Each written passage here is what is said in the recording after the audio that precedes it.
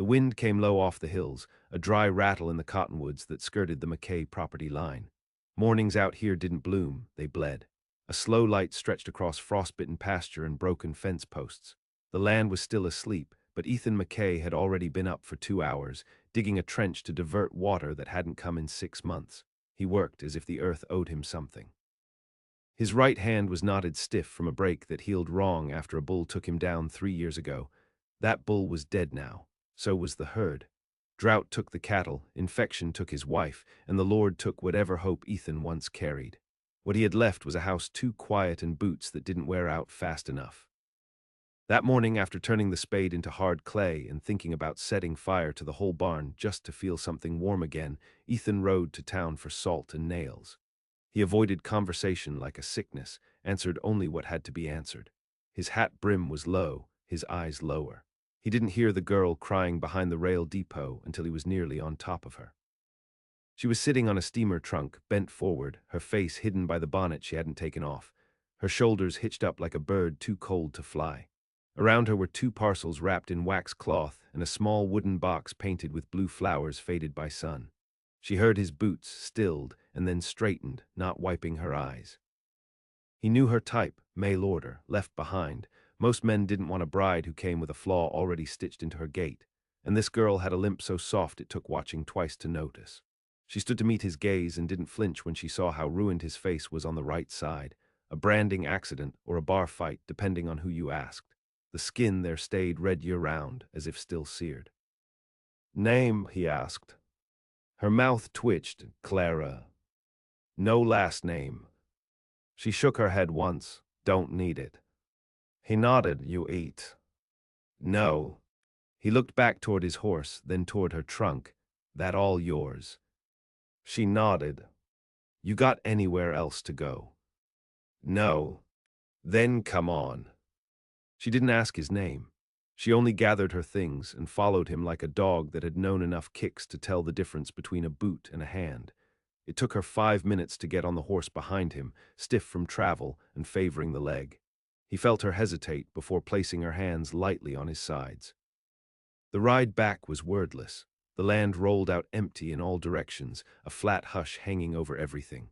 She didn't ask what kind of man brought home a woman he didn't know, and he didn't ask what kind of woman got sent back like faulty goods.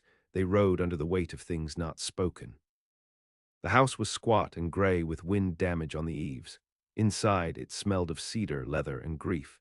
He lit a lamp and set water to boil. She didn't wander, didn't sit, just stood inside the door with her bag in her hands. "You can stay," he said. "Only thing I ask is you don't expect talk. I don't do well with it." She nodded. "Spare room there. I'll clear it tomorrow." "Thank you." He turned toward the stove. Her voice stopped him. "You want me to sign anything?" He looked back at her. Her jaw was tight with shame or pride, he couldn't tell.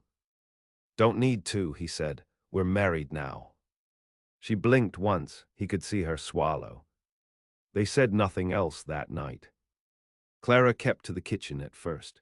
She scrubbed old surfaces until her hands turned raw, swept corners even mice had abandoned. She never asked what happened to the woman whose dresses were still hanging in the wardrobe. Ethan never told her. Some things in a house stay quiet because they have to.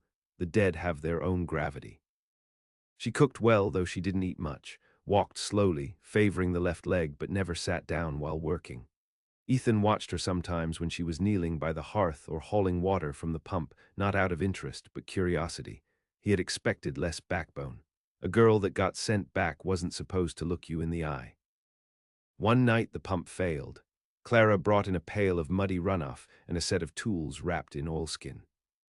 "You going to fix that?" Ethan asked from the table. She looked up. "I can try." "You know pumps." "My father did," I watched. He grunted. She went back out, lantern swaying at her side. He followed without thinking, stood just off her shoulder while she knelt in the dark with her fingers deep in the iron mouth. The wind stirred her dress against her legs. She didn't look back at him, but he saw the corner of her mouth twitch in what might have been a smile. The pump creaked to life after an hour. Water ran brown for a moment, then clear. "Good," she said simply. "You can stay," he told her again. "I know." After that, she started keeping the books. She could read and write better than he could. When she sat at the table tallying dry goods and what little stock they had, he'd sometimes catch her humming, soft as moth wings. It startled him. There been no sound like that in the house for years. By month's end, they shared the same room. He didn't ask, she didn't explain. She came in after washing, lay down on top of the quilt, and turned her face toward the wall. He joined her, silent, grateful, hollow. That first winter together, they said fewer than 200 words. But something in the silence began to bend, not break, not thaw, just bend. In town, words circled. The broken rancher and the crippled girl. Some said he must have gone soft in the head. Others claimed she was clever, that she'd spun some story to trick him into pity. Ethan heard it. Clara heard it. Neither gave answer. But one morning at the milliner's, when Mrs. Hatch commented loud enough for half the street to hear, something about how nice it must be not to have to earn your keep if you just limp hard enough, Clara turned slowly, looked the woman in the eye, and said, "My limp came from dragging my sister out of a house fire in Missouri. She died on the road. I don't mind my scar. You should mind your mouth." She left her thread and buttons behind, walked the full mile back to the homestead. When Ethan got home that night, she was fixing fence line with a length of wire clenched between her teeth. He didn't say anything, but after that day, he started sitting closer at meals, and she started leaving her bonnet off in the house. In early spring, a letter arrived postmarked from Helena. He didn't read it right away. It sat on the mantel 2 days before Clara asked if she could open it. She read it slowly, mouth thin, then passed it to him. It was from a lawyer. His father was dead. The family ranch, long since abandoned, had passed to Ethan, unworked, unguarded, and worthless, except it was. The land sat above a dry creek that had just been surveyed for ore. "Silver, maybe." "You want to go back?" Clara asked. Ethan looked at her. "Do you?" "I don't have anything left in the east. I don't have anything left here." They packed what little they had, sold the house for almost nothing, and headed north. The wind carried the smell of thawing earth. Neither of them looked back. The trail north was mean-spirited. Late snowstorms hung around like unwanted company, and the wagon axle cracked twice before they reached Helena. Ethan rode most of it on horseback, Clara tucked into blankets in the cart bed with the account books and a shotgun across her knees. She didn't complain, not when her legs stiffened from the cold, not when her fingers split from the dry air. If she hurt quiet. They passed through towns with names that sounded like warnings: Rattleskin, Devil's End, Mercy Bluff. The nights were long and firewood scarce. Ethan hunted squirrel and jackrabbit. Clara skinned them without blinking, sleeves rolled to the elbow, hands steady. She learned something hard before she ever met him. He saw that now. By the time they reached the old McKay land, spring had half bloomed and then thought better of it. The place hadn't been worked in over a decade. The main house sagged inward at the middle, roof torn open like a wound. No fences remained. The barn was a skeleton, but there was water now, glinting in the creek bed, shallow but running. And men nearby had been talking about silver. Claims were going up like weeds. They camped the first night in what used to be the smokehouse. Ethan said little, just lit a fire and stared into it while Clara sorted their supplies with deliberate hands. "You think it's worth it?" she asked after a while. "No," he said, "but it's ours." That was enough. By summer, they'd built a cabin on the edge of the creek. Not much, single room, no glass, packed dirt floor, but it held. Ethan felled trees until his hands split. Clara sewed linens from grain sacks and boiled every rock in the chimney to leach the smell of rot from the mortar. She stopped limping as much. Maybe it was the dry air, or maybe she just refused to show pain where no one would pity her. She carried water like a man, shot better than most ranch hands Ethan had known, still didn't speak unless there was need. They slept on opposite ends of the same room. When storms came, and they came often, she'd sit up by the fire and hum low to herself, no tune Ethan recognized. He didn't ask. He liked the way it filled the room without demanding anything. Miners started showing up in the valley come July, filthy, sharp-eyed men with stories behind every tooth missing. Ethan didn't trust them, but he dealt with them. Sold timber, lent his tools, fixed a bridge downstream for 2 ounces of flake silver. He didn't stake a claim himself, said the land would bleed when it was ready. Clara did the trading, rode into town once a week and bartered cloth, soap, sometimes eggs if the hens were feeling generous. She didn't smile, didn't haggle, but the shopkeepers knew better than to cheat her. One tried, overcharged her for coffee, and gave back shaved coins. She returned the next day with a shovel and the receipt and stood silent in the store until the man gave her full weight. After that, folks looked her in the eye when they spoke. That summer, she started sleeping closer to the fire.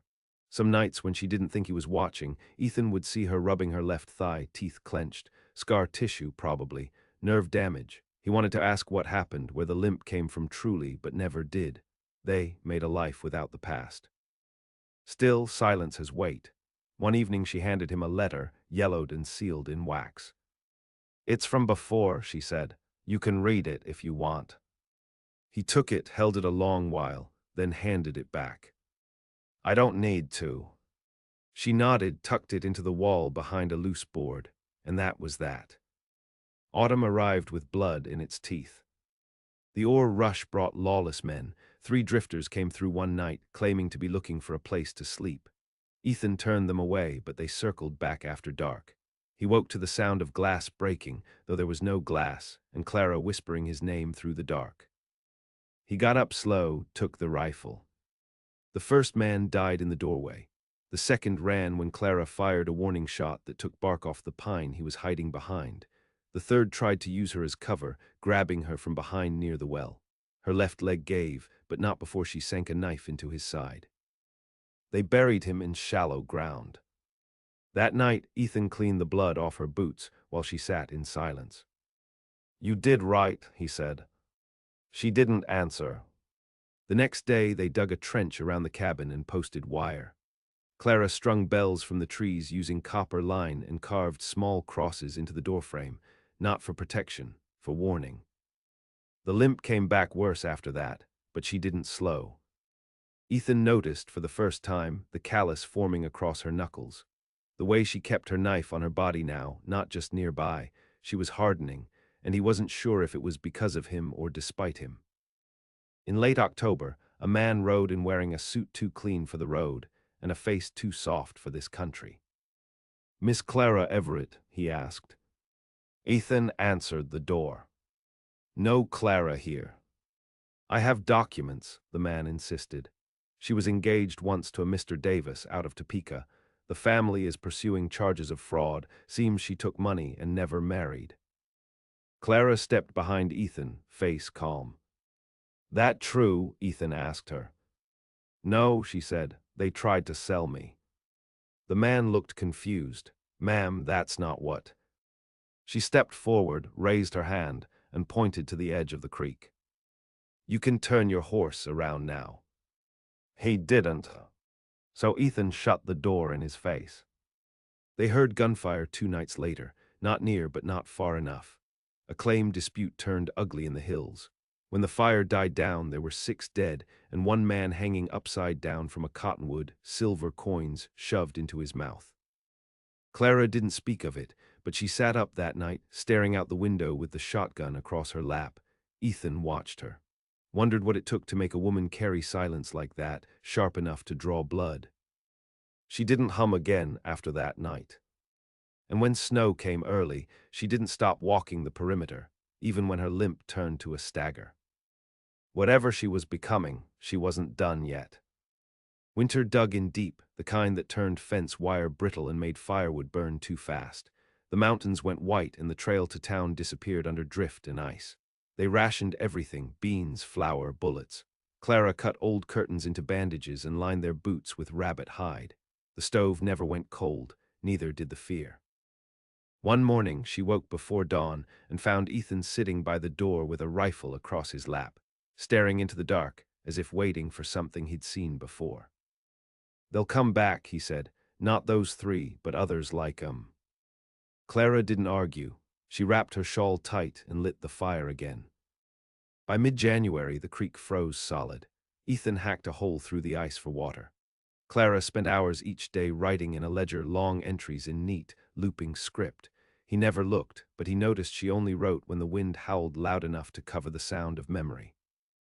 They slept back to back, not touching, not speaking, But there was a heat between them now, heavy and unspoken, like coals buried in ash, still alive.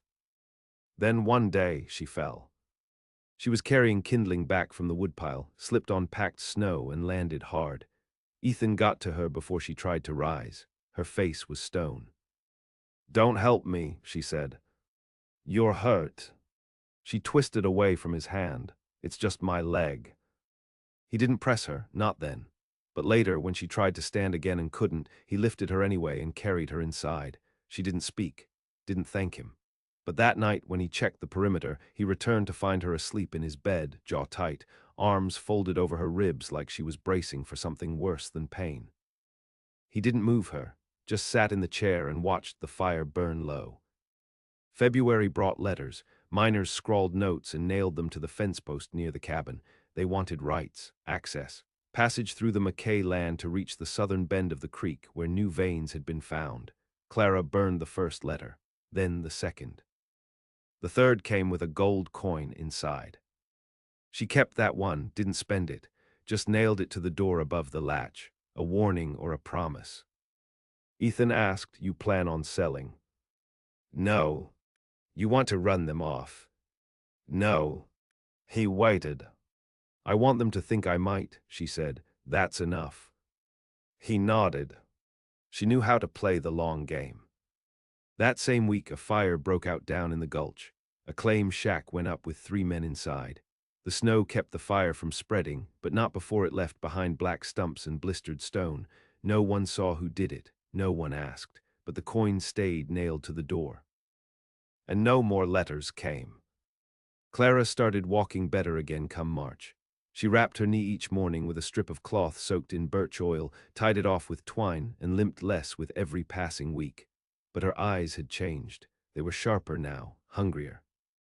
One afternoon she rode into Helena alone and came back with 5 spools of wire, a coil of fencing nails, and a deed signed by the local judge. She laid it flat on the table and pointed to the western ridge. "That's ours now, too." Ethan looked at the signature, then at her. "You bought it." "No," she said, "I traded." "For what?" "My name." He said nothing. She rolled the deed up and put it under the floorboards with the ledgers.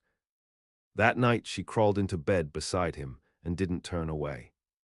She kissed him once, dry-lipped, unsentimental, and laid her head on his shoulder. They didn't speak, but something settled between them, something older than forgiveness. April thawed the valley into a slur of mud and birch pollen. The creek swelled. Tracks returned, coyote, elk men. They found boot prints near the south fence. Clara posted a sign made of barnwood, trespass and bleed. Ethan watched her hammer it in, watched how steady her hand was. "She's still out there?" he asked that night. Clara sat near the fire, polishing the barrel of her shotgun with a cloth soaked in vinegar. "Who?" "The girl you were, the one that came limping off that depot trunk." Clara didn't look up. "She's buried, same place you left the man who hit you with branding iron, I'd guess." Ethan exhaled. He never told her about the scarring, she must have guessed. "That man's still alive," he said. Clara met his gaze. "Is he?" He thought about that, thought about the way his hand still didn't close right, the way his mouth twisted when he slept. "No," he said finally, "not really." She nodded once and went back to her work. Late spring brought trouble again, not from miners this time, but from the town council. A man named Corwin came riding up with 2 deputies, papers in hand, wanting to inspect the land for taxation. Claimed too many claims were being passed hand to hand without oversight. He had a ledger full of rules and a holster full of cowardice. Ethan stepped onto the porch. Clara stood behind him with the deed. "We own it," she said. Corwin smirked. "Ownership don't mean exemption. Territory law says you pay on all productive land, and I hear you've got men working it under table." Ethan said nothing. Clara folded the deed slowly. "You want coin?" she asked. "I want law," Corwin said. "Then bring law." He didn't like that. The next morning, a summons appeared nailed to the post. They were to come to Helena in 6 days for a hearing. Clara burned it on the stovetop. "We going?" Ethan asked. "No. They'll send someone. I hope they do." That night she took her knife apart, sharpened the blade, polished the handle, rebound the grip with oiled cord. Ethan watched her in silence. "What happens if they don't back off?" he asked. Clara looked up, her face unreadable in the firelight.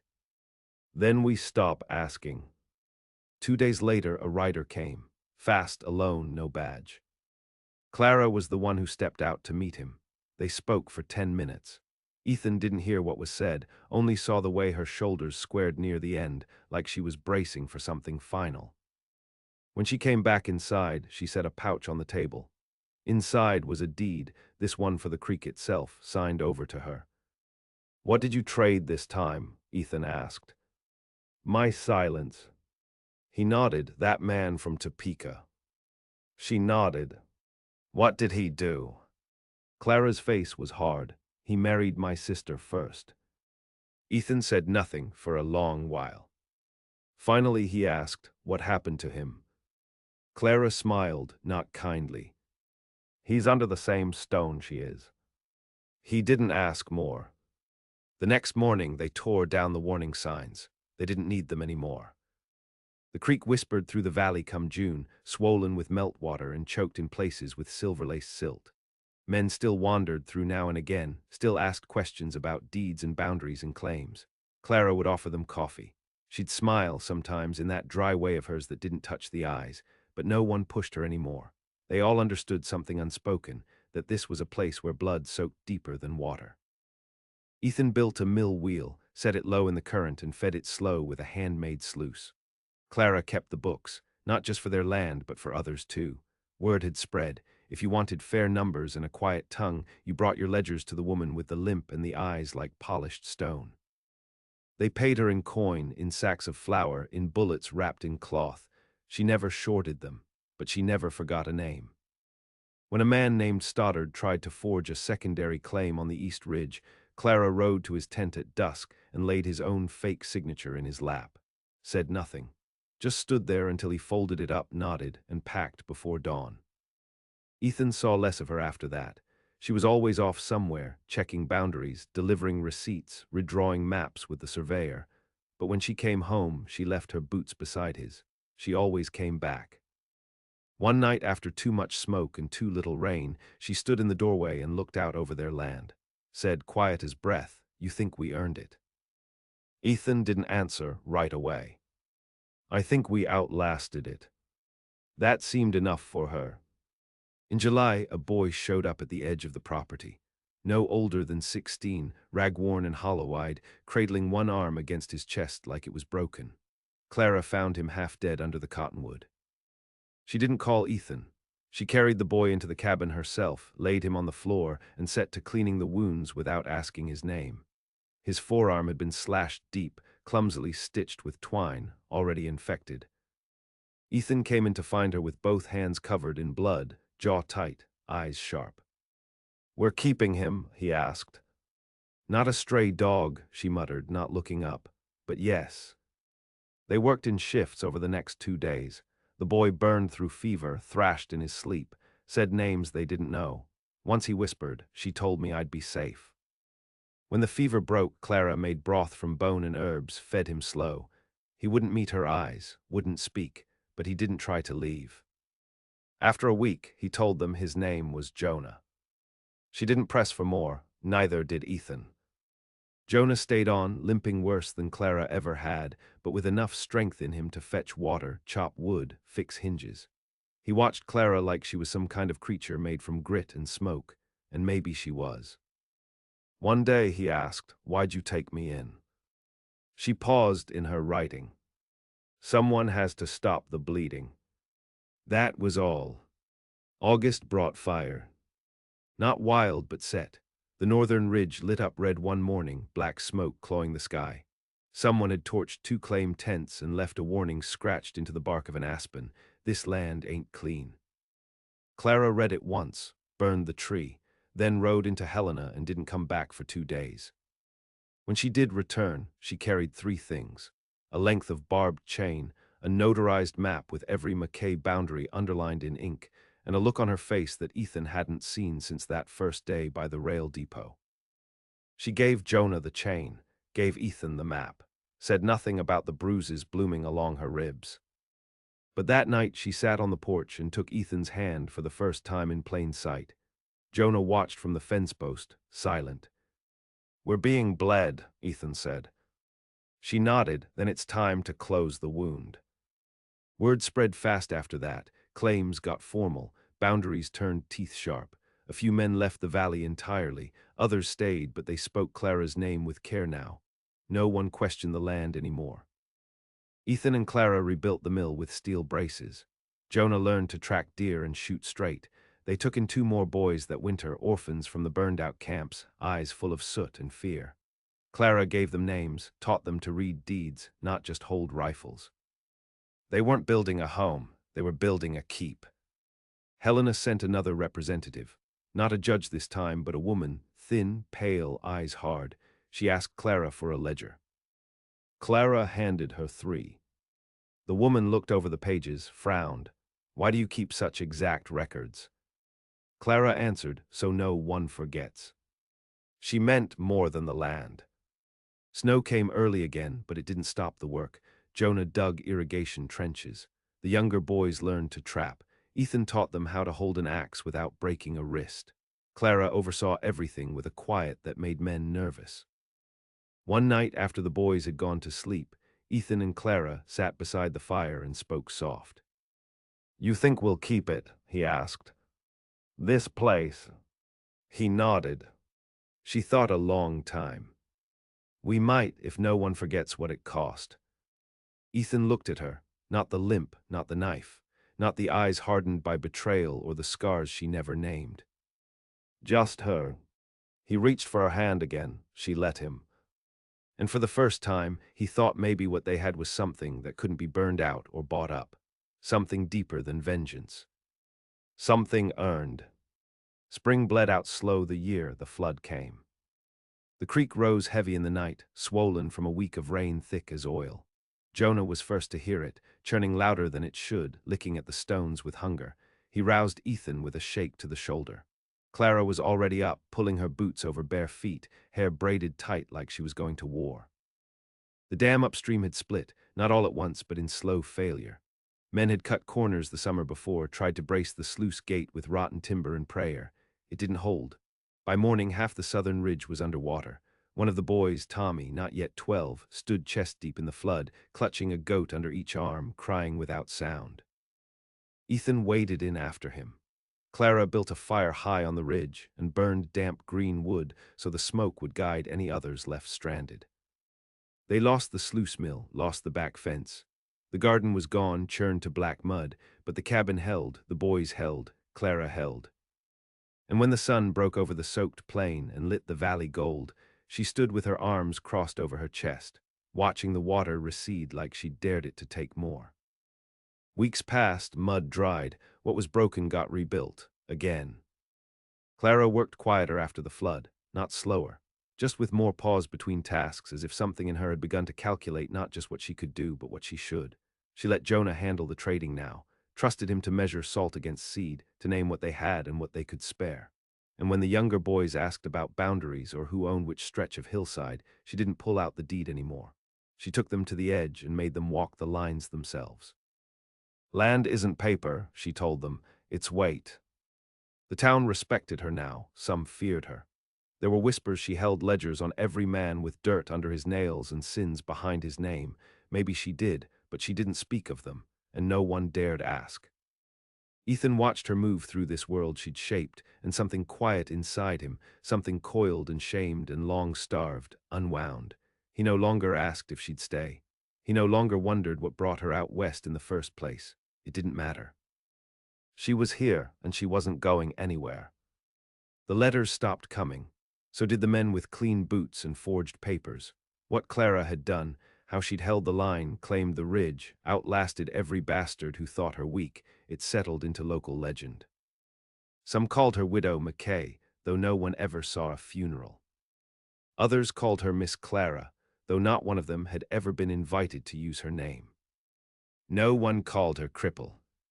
Not anymore. She moved with a limp still. That would never leave her. But it was the gait of someone who'd survived fire and storm, betrayal and barter, and learned how to wield silence sharper than a blade. When she walked through town, no one looked away out of pity. They looked down out of reverence. Even the judge who once questioned her deed now handed over territory maps for her to mark corrections. Ethan watched it all unfold from the porch. Let her build whatever empire she wanted. He didn't need to understand the shape of it. He only needed to keep the gate latched and the stove hot and the boys taught well. That was his vow now.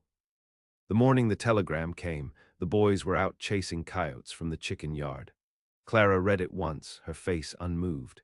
Then she folded the slip of paper and placed it in the same wall crack where she'd once hidden the old letter from Topeka.